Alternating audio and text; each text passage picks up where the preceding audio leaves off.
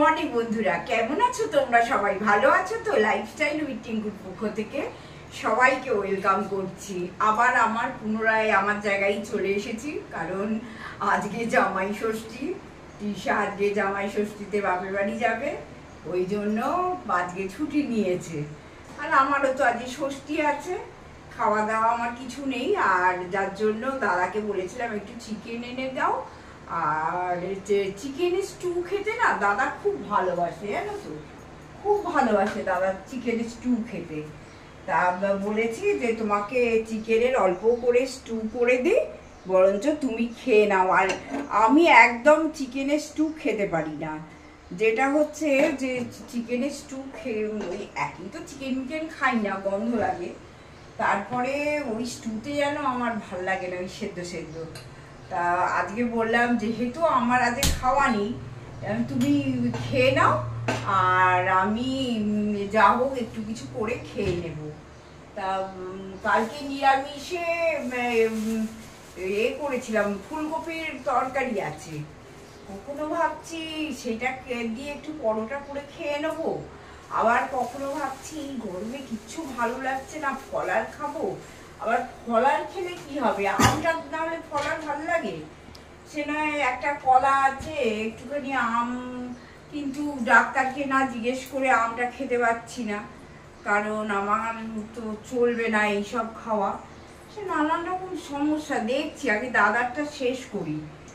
আর দাদার শরীরটাও তো ভালো নেই খুব একটা, আমারও শরীর খুব একটা ভালো নেই। দেখেছো কালকে রাত্রিবেলা এত শরীর খারাপ হচ্ছিল যে আমি মানে তোমাদের সামনে আসতেই পারিনি। দাদা বললো ঠিক আছে, শনিবারের আড্ডা যেহেতু, আমার তো বন্ধুরা বলে যে আমাদের নাটকের সব কিছু শেয়ার করার জন্য ছোটবেলা থেকে।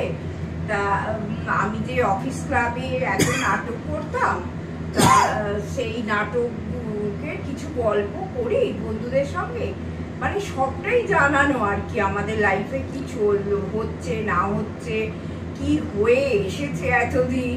তা সবসময় তো ডেলি ব্লগে না ওইগুলো হয় না, ওই গল্প টল্প করতে বসলেই এগুলো হয়, না হলে তো রান্না বান্না এইসবই।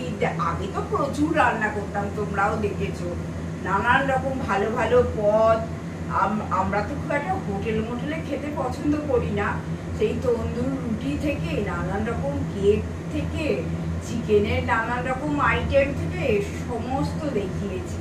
কিন্তু এখন আর কি করবো বলো, সবই তো চলে গেছে জীবন থেকে, খাওয়া দাওয়া।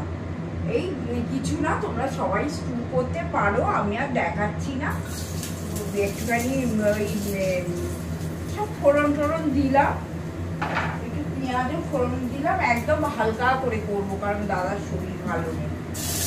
অল্প করে পেঁয়াজও দিলাম, আর একটুখানি রসুনও দিয়ে দিয়েছি, আর অল্প করে একটু আদা বাটাও দিতে হবে। এই যে আদা বাটা পিসা বেটে রেখে দেয়। আর তোমাদের আমি বলেছিলাম যে এটা বিদিশা আমাকে, আমি তো শিশিতে যে পেঁয়াজ এই আদা রসুন বাটা যেগুলো পাওয়া যায়, আমি তো ওগুলো পারফেক্টটা ইউজ করছিলাম মাঝখানটা, বেশি দিন নয়, বছরখানে কি 6 মাস হলো আমি ইউজ করছিলাম। তা আমাকে বিদিশা বললো দিদি একদম ওইগুলো ইউজ করো না, ওগুলোর মধ্যে প্রচুর প্রিজারভেটিভ দেয়া থাকে, একদম করো না, শরীর খারাপ হবে। তাতে বিদিশা বলার পর থেকে তো আমরা ছেড়ে দিয়েছি, বাড়িতেই এইগুলো আদা রসুন আবার যেমন আগের পদ্ধতিতে করে আর ফ্রিজে স্টোর করে রাখি, আর রান্নার সময় দিয়ে দিই। এই আর দেখো এখানে দাদা একটু আলু খেতে ভালোবাসে, যে কোনো মাংসর আলু, তাই আলু একটু বেশি করে দিয়ে দিচ্ছি। এই যে আলুটা দিয়ে দিলাম, আর পেঁপে গাজর ক্যাপসিকাম এইগুলোও দিয়ে দিলাম। দাদাকে এইটা দিয়ে দিলে দাদা আর কিচ্ছু চাইবে না খেতে, একদম একটু গরম করে দিতে হবে, দাদা খেয়ে নেবে। আর বলো তোমরা আজকে জামাই ষষ্ঠী কে কেমন পালন করছো? আমার তো ওইসব কোনো কালেই নেই, ছেড়ে দাও। আর আমার এখন বাবা মাও নেই, সেসব চিন্তাও করি না। কিন্তু নতুন নতুন যে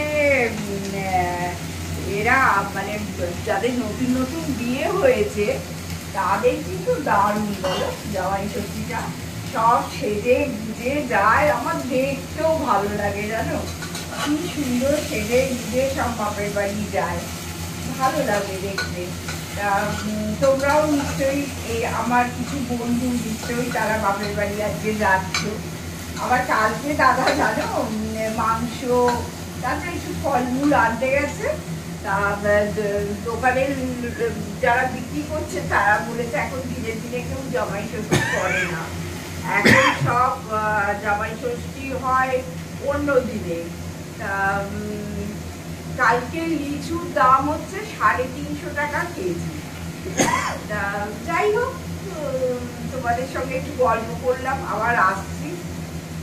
আজকে তৃষা আসেনি, নাহলে সানডেতে একটুখানি আটার যে নুডলস ও বেশ জল টল ফেলে সুন্দর করে করে দেয়, সেটা একদিনই বরাদ্দ একদিন খাই। এইবার আজকে তো দাদার জন্যে আমি জল ফেলিনি, এই যে ম্যাগি না, এটা ইপি, তাই এইটা করে দিলাম। আমার তো ফ্রোজেন কড়াইশুঁটি থাকেই জানো, আমি সারা বছরের জন্যে ফ্রোজেন করে রেখে দিই এই দাদার এই খাবার, কারণ এ তো আমি খেলে মরে যাবো একদম। প্রথম কথা হচ্ছে ময়দা, আর দ্বিতীয় কথা হচ্ছে জলটা ফেলি দিই, তারপরে এর যে মানে এটা থাকে না ওই মশলাটা যেটা থাকে, হ্যাঁ টেস্ট মেকার যেটা থাকে, সেটাও আমার তো খাওয়া চলবে না, কারণ ওর মধ্যে অনেক কিছু ইনগ্রিডিয়েন্টস থাকে যেটা আমার শরীরের জন্য এখন ঠিক না। এই যে আমার রোজ নিত্য নৈমিত্তিক এই একটু ছোলা মটর সব সেদ্ধ করে নিয়েছি, টমেটো শসা অল্প একটুখানি আলু দিয়েছি। হ্যাঁ এটা হেলদি খাবার, আর ভালোও লাগে। রোজ না ওই গাজর সেদ্ধ তারপরে এই সেদ্ধ ওই সেদ্ধ আর ভালো লাগে না খেতে। মাঝে মধ্যে তো খাই, সেটা তোমাদের সঙ্গে তো আমি শেয়ার করিও। তবে বন্ধুরা আজকে প্রচণ্ড গরম, কাল থেকে কি গরম পড়েছে বলো, একটা বৃষ্টির খুব দরকার। এই বৃষ্টি না হলে তো আর থাকা যাচ্ছে না। কালকে রাত্রিবেলা প্রচণ্ড শরীর খারাপ হয়েছিল আমার, তা গরমের জন্য। তা এইটা দাদাকে করে দিলাম, দাদা খা। এইবার আস্তে আস্তে কাজে লাগতে হবে, যেহেতু তৃষা আজকে আসছে না, পুরো রান্নাঘরের দায়িত্ব আমার। আর আমি ভালোবাসি জানো তো রান্নাঘরের দায়িত্বটা নিতে। তো স্টোভটা হয়ে গেছিলো বলে মেয়ে আর দাদা মিলে বললো যে তুমি এখন পারবে না উনুনের তাতে, কিন্তু আমার কেমন মনে হয় বলো তো, সারা জীবন এটাই করেছি, কেউ একটু এসে আমাকে কুটো কুটে দিল, একটু আঠা মেখে দিল, তারপরে তোমরা তো জানো আমাদের রুটি খাবার চলটা খুবই কম। হ্যাঁ সপ্তাহে 2 দিন আটা মেখে দিলে এনাফ আমার বাড়িতে। একটু আটা মেখে দিল আর একটুখানি টুকটাক কাজকর্ম সেরে দিল, ব্যাস এতেই হয়ে যাবে। রান্নাঘরটা আমি কোনো কালে কাউকে ছাড়তে পছন্দ করি না। আর এখন এমন হয়েছে, দাদা স্টুলটা করতে যাচ্ছি, গিয়ে দেখছি মরিচের কৌটোই খুঁজে পাচ্ছি না, কোথায় রেখে গেছে কিচ্ছু খুঁজে পাচ্ছি না জানো। মানে 2 হাতে হলে যেমন হয়, আর আমি তো অত এখন রান্না বান্না করি না, সেই খুঁজে খুঁজে একটা ছোট্ট জায়গায় এইটুকু মরিচ ছিল, সেইটাকে দিলাম। আর আমার অনেকটা বেশি মরিচ গোড়ানো আছে, সেটাকে কোথায় রেখেছে আমি দেখতেই পাচ্ছি না তাকে। দেখি আবার নিজেকেই খুঁজতে হবে। এই জন্যে না আমি একদম ভালো লাগে না। দাদাকে বলছি একটু সুস্থ হলে আর রান্নার লোক আর রাখবো না, মানে সব কিছু একটু হেল্প করে দিয়ে যাক আমার, আমি রান্নাটা আমি দাঁড়িয়ে দাঁড়িয়ে করে নেবো। আর সব থেকে বড়ো কথা, আমাদের তো এখন খাওয়া দাওয়াও নেই। তোমাদের তো কত বলো না ভিডিও করে করে দেখাতাম এই রাত্রি সেই, কিছু তো নেই। খাবেটা কে বলো না, আমি খাই না বলে দাদাও খেতে চায় না, অতএব আমার কিছুই নেই। আর একটু খুব খিদে পেলো একটুখানি খই খেলাম, আর না হলে একটুখানি কোনো ফল টল থাকলে একটু ফল খেলাম, এই তো আমার এখন জীবনযাত্রা। তা জানি না যে তোমরা ভালোবেসে আমার কিছু ভালো বন্ধু তো আছেই নো ডাউট, কিন্তু মন খারাপের সঙ্গেই ভিডিও করি, কোনো ভিউজও হয় না, সাবস্ক্রাইবারও বাড়ে না। তা জানি না কতদিন আর আমি ভিডিও করতে পারবো। আর যদি না করতে পারি কিছু মনে করো না, তোমাদের হয়তো কমিউনিটি পোস্টেই হোক বা এসেই হোক তোমাদের বলে দেবো, সেটা দেখছি। আমি হয়তো অনেকবারই তোমাদের এই কথা বলি, কিন্তু আমার এত ভালো কিছু বন্ধু আছে, মৌসুমি, তারপরে মিতালি, সোমা, তারপরে হচ্ছে পৃথা, তারপর আর ওই বন্ধুর নাম গড়িয়াহাটের দিকে থাকে, বিদিশা তো আছেই, আর যে গড়িয়াহাটের দিকে থাকে আমার বন্ধুর নাম শিপর্ণা, মানে অনেক, আমি ঠিক এখন মনেও জয়িতা, কিছু সোনালি, এত ভালো ভালো আমার বন্ধুরা আছে না, যে যার জন্য তাদের ছেড়েও না আমরা বেরোতে পারছি না। বিশ্বাস করো, মধুমিতা কত আমাদের এই সান্ত্বনা দেয়, দিদি তোমরা যা করবে তাই দেখাবে, এই শরীর খারাপ নিয়ে। লখনৌ থেকে মীনাক্ষী দি, হ্যাঁ, সুদেশনা, সুচিস্মিতা, কত বন্ধু আছে, মানে তাদের জন্য না যখনই মনে মনে ভাবি যে দূর আর এইরকম ভিউ, আর 2.5 বছর খাটছি, হ্যাঁ 1-8টা বছর না 2.5 বছর খাটছি, হ্যাঁ তার সেই আর কি নানান রকম ভাবি, আবার ক্যামেরা হাতে চলে আসি, এই আর কি। দুঃখের কথা কাকে বলবো, তোমাদেরই বলি। হয়তো লোক যদি অনেক রকম দেখাতে পারতাম, এই পরকিয়া করছে, এই অমুক করছে, এই তমুক করছে, কে ডিভোর্স করছে, মারপিট করছে, তাহলে হয়তো তাদের দেখো হাজার হাজার ভিউজ, আর আমাদের বুড়ো বুড়ির সংসার, টোনাটুনির সংসার কে আর দেখতে আসবে বলো। ঠিক আছে, চলো খেয়ে নি। হ্যাঁ বন্ধুরা, স্নান হয়ে গেল, এইবার দাদার তো চিকেন স্টু আর ভাত আর কাঁচকলা ভাতে, এইসব তো দাদার আছেই, যেহেতু দাদাকে এখন রোজই কাঁচকলা ভাতে খাওয়াচ্ছি। যে কাঁচকলা সেদ্ধ, ভাতে নয়, ওই সেদ্ধ করে রেখে দিয়েছি, তা রোজই খাচ্ছে। আর তারপরে আমার নিরামিষে ফুলকপি তরকারি আছে, আর দেখো না রুগীর খাওয়া কি বলো, সেঁকা সেঁকা পটল ভাজা আর বেগুন ভাজা, 1 ফোঁটাও তেল নেই। হ্যাঁ, এটাকেই এখন আনন্দ করে করে খেয়ে নিই। আজকে ষষ্ঠী, আমি তো সব কটা ষষ্ঠী করি, তা দেখো না একদম তেল এখনো দিও নি, একটু আমার জন্য পরোটা সেঁকছি, খুব মানে খাওয়াই বোধহয় উঠে গেল জীবন থেকে। আরে ব্যাপারটা কি হয়েছে বলো তো, শরীর খারাপের পর না ডাক্তার যদিও বলছে একটু আধটু আপনি খেতে পারেন, তবে সল্টটা যতটা রেস্ট্রিক্টেড খাওয়া যায় আর কি। তা মানে ডক্টররা এই কথা বলছেন, কিন্তু আমার এমন ভয় ধরে গেছে না, যে আমি সব লোভ টোপ সব খাওয়া থেকে ত্যাগ করে দিয়েছি। আমি আমার কিছু চাই না বাবা, আমি একটু ভালো থাকতে চাই। এই দাদা আজকে বলছে উপোসের দিন ফ্রিজে এত আম, একটা আম খাও না। আমি না বাবা, আমি আম খেয়ে আর নিজে প্যারালিসিস রুগী হয়ে আর পড়ে থাকতে পারবো না। হ্যাঁ দেখো, যেতে তো একদিন হবে, আর কেউই অমর নয়, ঠিক আছে।